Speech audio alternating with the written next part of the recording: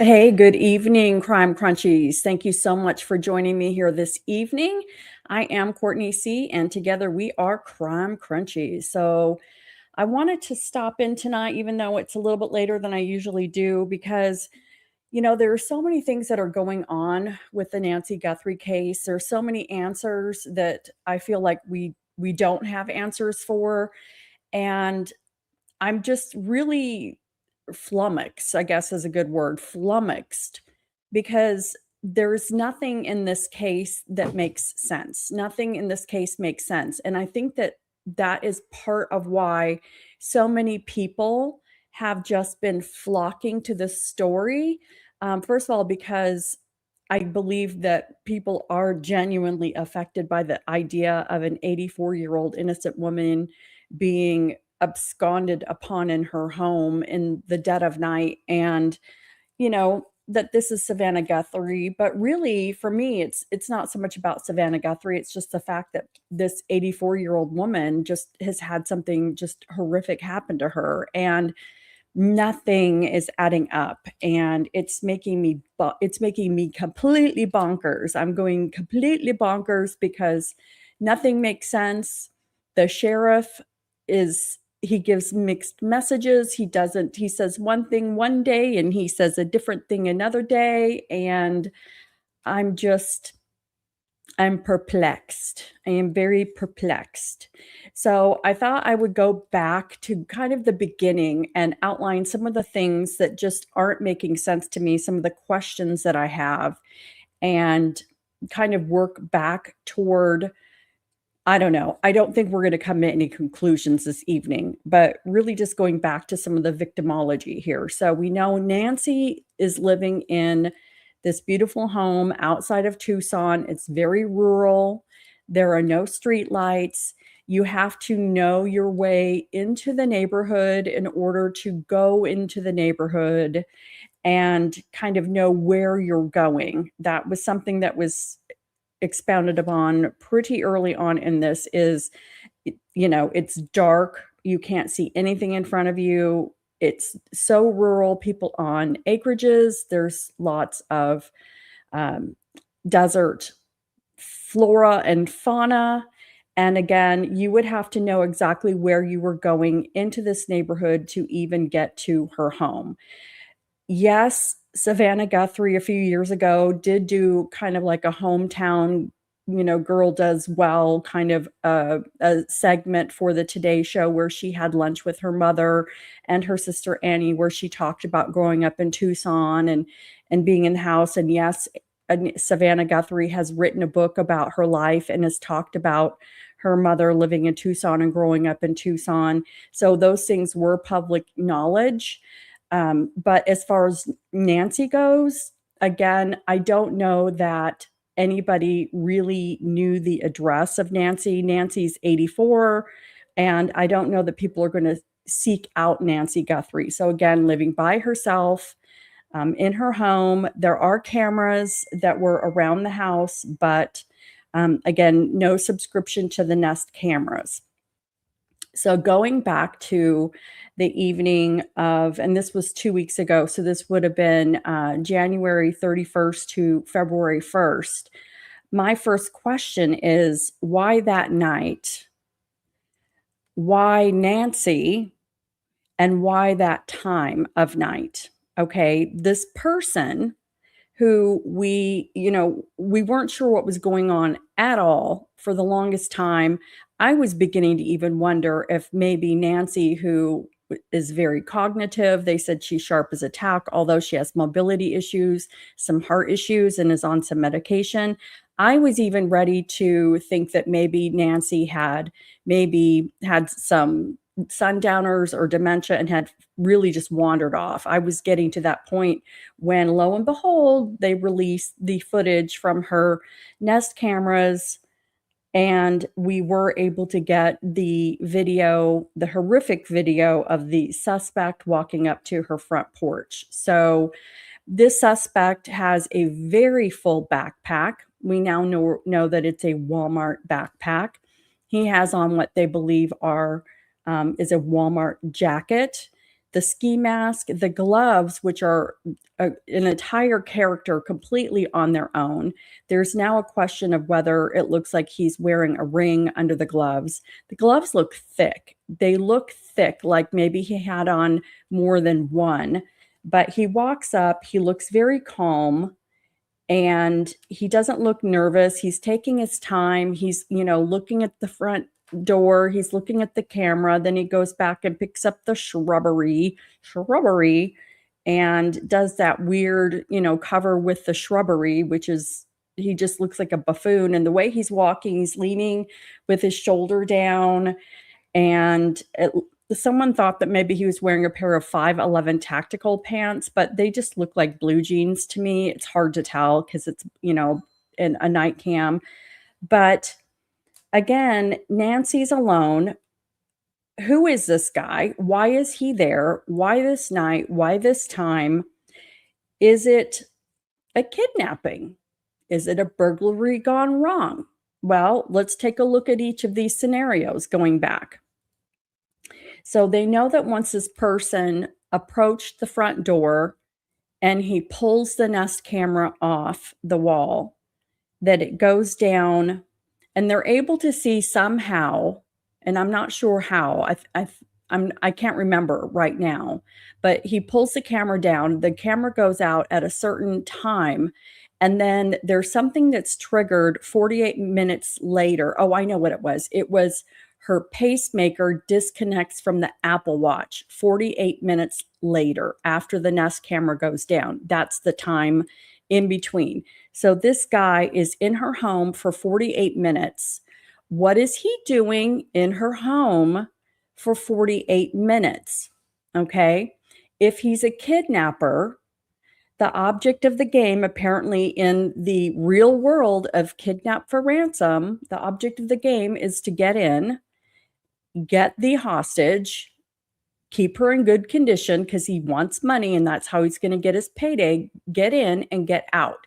What was he doing in there for 48 minutes? We know that there was some blood, it looked like aspirated blood, or maybe some drops from a nose or coughing on the front porch. But then the back door was completely left open. So, we see one person in the front, but I also had suspected that with her being, so old and the mobility issues, was there a second person? My first thought seeing him on the front porch is, if this guy is in the front, who's in the back? Is there someone going in the back? Because, he was decked out with whatever he thought he was going to be doing, whatever goal he was on. He was decked out. He was organized. Again, the full backpack. What's in the backpack? So going into the kidnapping thing, all right, so they know that the Nest camera comes down at a certain time, and then the watch, the pacemaker disconnects from the watch, and that's how they have like those two bookends of time. Again, 48 minutes. That's a lot of time in her house. What are they doing? Are they talking to her? Is she pleading with them? Is she fighting them? The sheriff has not shared whether there was any signs of struggle in the house. They've not shown or talked about anything like that. So there could be, if the back door is open, there were cameras that were pointing in the back. And there's even rumors that there were cameras that didn't belong to Nancy that had been put up on like the pool house or around the area, the perimeter. So was this something that they had put those cameras there themselves or whoever and was doing recon or staking out? Are they able to get video from the cameras? I just read a story that supposedly they are still waiting to get video from those cameras. Are we going to see Nancy leaving the house? The whole kidnapping thing to me seemed weird from the very beginning. Okay, we haven't seen a real kidnapping this public in a really long time. Okay, a lot of times, again, going back to the book of Kidnap for Ransom, Business for Dummies 101, apparently they don't like to go public. It's very private. They're taking somebody, they keep them in good condition, they communicate back and forth. There's a way to communicate back and forth. Give me my money, I'll give you your loved one. They get their money, they drop the loved one off on a corner, they go away and they slink off into the night. Okay, so that's how it's supposed to work. If this is a kidnapping, why is the back door open? If they did recon, why did they just notice the Nest camera when the guy walks up, and why is he taking it down and then holding the shrubbery up? I mean, that whole thing just seemed really odd. Okay, the whole odd thing. What's he doing in the house for 48 minutes? If there was a struggle, why was there a struggle? If this is a kidnapping, why was there a struggle? Okay, did she fight leaving the house? She could be scrappy, but if you can't walk for very far, you probably don't have a lot of strength. So, I mean, how is she going to even really fight back against any of those? Again, this makes me think that there was somebody who came in the back. It just seems really weird, that there's 48 minutes. It seems like a really long time. The only other thing I can think of is that maybe they're wrong on the time or the watch stopped syncing with the pacemaker, and that there could be, some weird thing about the pacemaker. Maybe there was a delay in how it refreshed, and maybe they weren't there for that long. I also wondered if, while they released that video of who I've been calling in my mind the Walmart Wrangler, okay, they've got the Walmart Wrangler. If they were able to get that much video, how do we know that they don't have video showing Nancy leave? Because even though the back door was left completely wide open, because of the droplets of blood that they have confirmed was Nancy's, we know she left out the front door. And there weren't drag marks, so they weren't pulling a body out. Okay. Was the vehicle, how far away was the vehicle out front if this was a kidnapping? If it was a burglary gone wrong, which I'm going to go down next, this is even, and I'm staying on the kidnapping thing. So that was the whole scenario. The kidnapping thing does not make sense to me, again, because if they were targeting Nancy, is it because of Savannah Guthrie? Okay, there was something that she was doing that she was connected to, that somebody was maybe they were trying to make it public. I don't know what the benefit of that is, but if they wanted to target Savannah Guthrie and they're going to kidnap a loved one to get money or to get attention or to make her pay, if it's a stalker scenario, someone who has mental health issues, again, why an 84-year-old woman?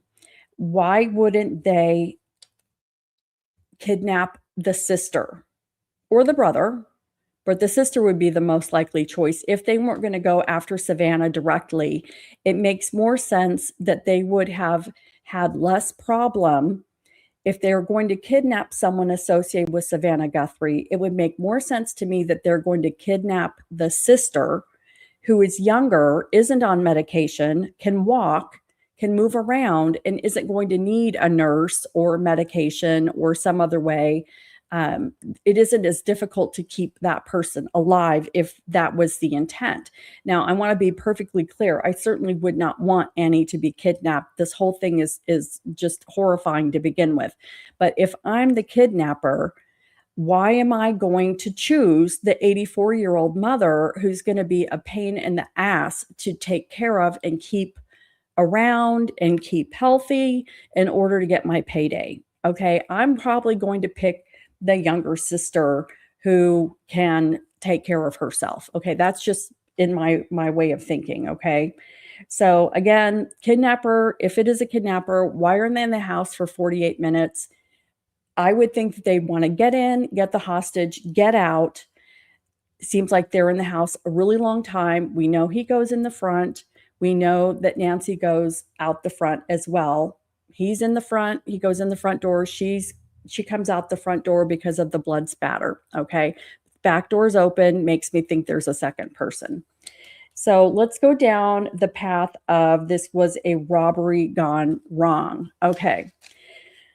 So if this is a robbery gone wrong, the guy is showing up with a backpack that's completely full.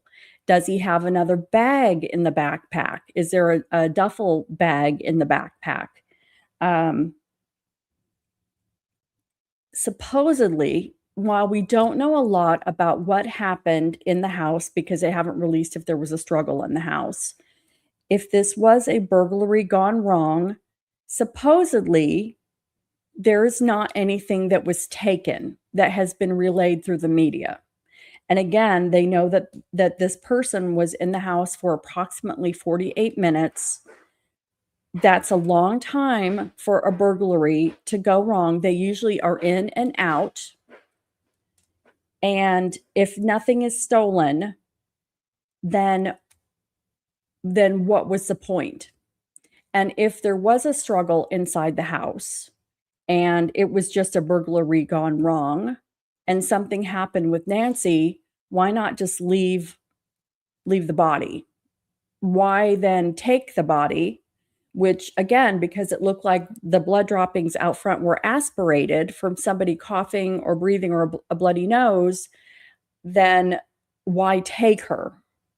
And I believe that they have seen something on that Nest camera because the police are still treating it like a kidnapping. Okay, so it sounds to me like they suspect that she walked out, and they kept that for a long time. Of course, they could be giving us red herrings in the news. They could be saying that they believe she was kidnapped, and they might know that it wasn't. So again, with a burglary gone wrong, why take the body if she's alive? Why did they take her out the front door walking? Why is the back door open? Why did they not seal anything? And again, if they were targeting Savannah Guthrie of some sort around this, why not target Annie, who's younger and doesn't need as much assistance as an 84-year-old mother? So the other thing that I'm going back and just kind of rehashing everything, that these are again questions that don't make sense to me. These ransom notes, I mean, are they even really associated? We've seen more ransom notes with this than I don't remember a ransom situation in modern times. I mean, again, nothing that's been this public, but the ransom notes, none of them make any sense. And everybody who has commented on this publicly, hostage negotiators, FBI, people that professionally and expertly deal with ransom, none of these ransom notes are passing the sniff test as far as the formula kidnap for ransom. So, people, of course, have been known to take advantage of situations like this. People want attention. I mean, there are like 4 notes that have gone through TMZ right now. Obviously, it's somebody who wants attention. The only other thing I could think of is Dennis Rader, who was the BTK. He wasn't getting attention, and so he started mailing letters to, I think it was a TV station, because he wanted attention. So there is a little bit of a theory going around right now that, I mean, could it actually be the person who did this acting like, okay, she's south of the border. If you give me Bitcoin, I'll tell you who did this, even though I'm risking my own freedom. So I mean, it's, again, nothing in this case adds up. Nothing, the math is not mathing. So the ransom notes are weird. And again, they're not following the kidnap for ransom scenario, let alone why it's even Nancy and not someone else. So I wanted to talk about the glove that was found 2 miles away from Nancy Guthrie's house. It's a black glove.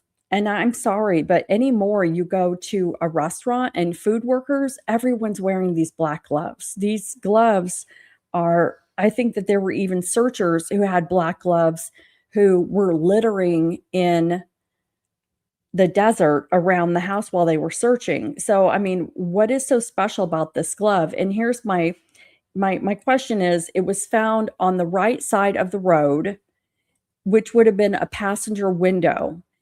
Yes, somebody who went in fully covered up, not intending to leave any of their DNA behind with all the gloves and being covered in the mask and blah, blah, blah, blah, blah. But if this person, assuming he's alone, if he has Nancy in the car and she's battling or whatever, maybe he's realizing or freaking out, what have I done? I've gone in too deep. And he takes the glove off and he's throwing the glove because he's in a, he's in a harried moment. How is the glove being flung on the passenger side of the vehicle if he's driving? And if he did fling the glove, then that just showed that there were two people. There was another person driving, and this person wearing the gloves was the passenger. Okay.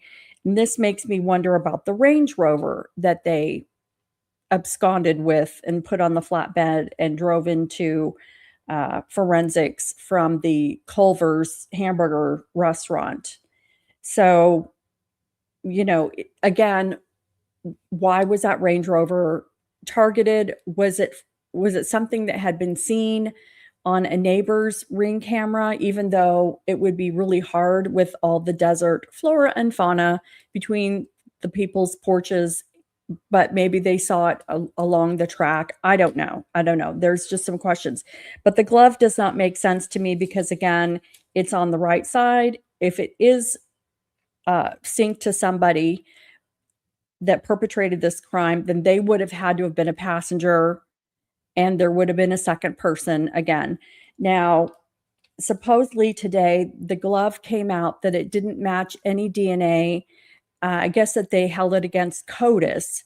And to me, I still think that this glove is, I think it's going to be, I don't think it's going to be associated. I honestly don't. I think that the biggest chance that they have is the DNA that they found in the home that doesn't match Nancy or any of her family or any of the other people that they know that had come in the home. That mystery DNA to me is the one that's going to be important.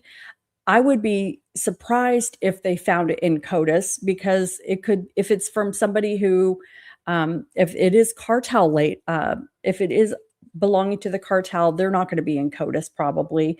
And there's lots of people who have done crimes or that aren't in CODIS. Look at Brian Koberger. So, I mean, I don't have a lot of hope for the glove. I think that they're going to figure this out from the DNA that they found that is in Nancy's house. So, I mentioned that the sheriff is, he sends a lot of mixed messages. He says one thing one day and then he says another thing the next day. So I kind of don't even I'm not even listening to him anymore. He doesn't make sense to me. I don't really know exactly how much trust he has. I have to wonder if the Guthries aren't reaching out to him and just saying, "Hey, what are you doing?" Because, with the DNA going to the Florida lab, at first I could kind of see why he would do that, have everything at one lab to be able to mix and match. But apparently then I heard that the lab is not as accurate as Quantico, and that Quantico would have to be the one to submit it to CODIS anyway.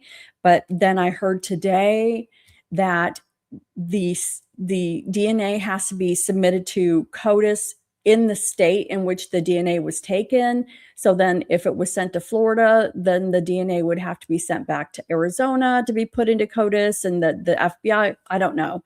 The whole thing is nutty and it doesn't make any sense. And again, the sheriff is not holding any press conferences and really sharing anything. So everybody is just listening and trying to get any nugget of information that they can. And so who knows what's even real, but the sheriff sure loves going out and doing the media circuit. And the problem with that is that, again, one day he says one thing and then the next day he says something different. And he'll say maybe the same thing, but he says it in a different way. And you're like, okay, what does that mean? So I'm just really, really confused, not only by the whole mystery behind Nancy, but just how this whole thing is being handled and how are we going to get answers? And supposedly, people still think it's not gonna go cold. It does take time. I can't imagine that there's a high percentage that Nancy is still out there alive. Um, I don't know. Time will tell. It's just I have so many more questions than I mean, there's just no answers to this. This is part of the reason why I can't let go of this. I can't let go of this case. It just nothing makes sense. So I would imagine if I was the family, I would be talking to the sheriff and asking him to try to streamline the DNA. Let's get it moved through. If we need to move it through, one way in one direction, one flow chart with the little arrows and everything. We don't want it to go to Florida, to DC, to Arizona. We don't want to consume the DNA samples. We need this to be streamlined, and the family hopefully is getting involved. And I still say this every time I do one of these lives. What are they doing? What is Savannah and Annie and Cameron? What do they do? How do they spend their days? I mean, they're trapped in a gated community somewhere. Who knows? I mean, Annie still can't go home. Um, I mean, the media lined up out of Annie and Nancy's house is like a circus. It's like a tailgate at the Super Bowl. And I mean, how much longer can these people? I mean, just it's horrible what they're going through. And I'm sure, I mean, Annie's so close to being home and she can't go and get anything. I mean, this is just it's just really sad. It's really, really sad. I'm just really hoping that they get something either from the Range Rover or the unknown DNA in Nancy's house. And I'm just and the cameras, like I said, the cameras that are in the back of the house, supposedly they're waiting to get some video footage. So if they could get some decent pictures of if there was a second person in the back, they can get more information, they can release more information, get more tips.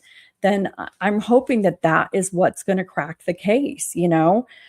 Something has to be done. Some of the other cool technology that I didn't even know that they were able to do is the sniffer. What's it called? Let me look at this really quick. It is, please hold, talk amongst yourselves. Please hold. The advanced signal detection tech. Okay, I think it's a sniffer signal. Sniffer signal. So the sniffer signal that is able to connect to the pacemaker, which is interesting because who knew? Maybe you guys knew, but I had no idea that pacemakers, they keep on ticking. And long after you're not ticking, the pacemaker's ticking in your old ticker. And somebody had joked, I'd heard that they needed to search the area with her Apple Watch and see if it connects.